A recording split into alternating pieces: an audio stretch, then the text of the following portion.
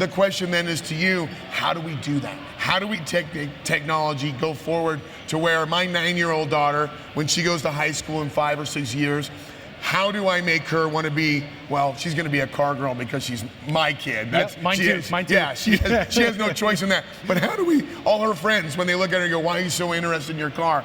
How do we spread that? It's going to be how we actually integrate the technology that we have today. I did a talk this morning actually on a panel on the vehicle technology side, and I talked about the superpowers that I'm given when I have my mobile device and I have access to all of this information. What we have to do is make that transition into the vehicle as seamless as possible so that your daughter, my daughter, whomever, can actually still be connected to the social media, to be connected to their friends. Now that's just kind of one side of it. We can take a look at it from a retail perspective as well and start really fundamentally understanding the information that's coming from the vehicle and how do we take that and make the service experience a lot more enjoyable, or the retail side of it a lot more enjoyable.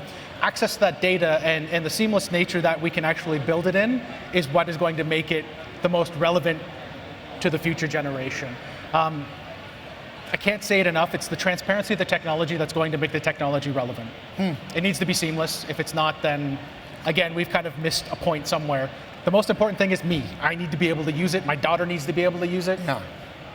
It makes sense because I look at it where, not so much from, today's parents to one generation ago, but say my parents, to me, there was such a huge gap. There isn't as much of a gap in generations now, so I don't think it'll be as much of a hurdle to take that technology forward. I agree.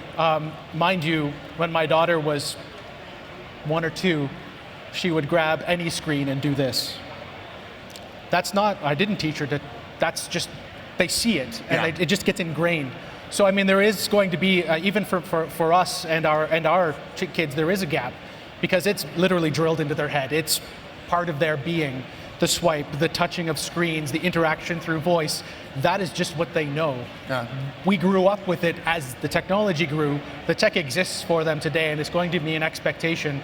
And the car can't be that it can't be a black box of technology anymore. Can't be, because as soon as they sit down and they can't do anything anymore, then the car's no longer relevant or valuable to them. So we have to make sure as an industry that we're proliferating technology in the most seamless way possible, obviously making sure that we're not distracting the driver, we're not over inundating the vehicle occupants with data, with information. Sacrificing safety, yeah. Safety is of the utmost importance for this entire industry. It has to be. But at the same time, we need to be able to take the technology and the innovation that's happening in the industry and make it relevant to the generations to come. Well, I tell you what, you guys are going to do it at Lixar, and I know that Absolutely. Justin Moon, thank you so much for coming up here on the SEMA Central stage. Technology is so much a part of the future, and I'm glad to have you up here and kind of give these guys a chance to really absorb it and see where we go in the future. If people want more information about what you're doing over there, how do we get a hold of you? You can just hit up our website, lixar.com. That's probably the easiest way. All of my contact information is right on the website. There you go, lixar.com. Justin Moon, thank you so much. I'm Dennis Pitzenbarger. More from SEMA Central coming soon.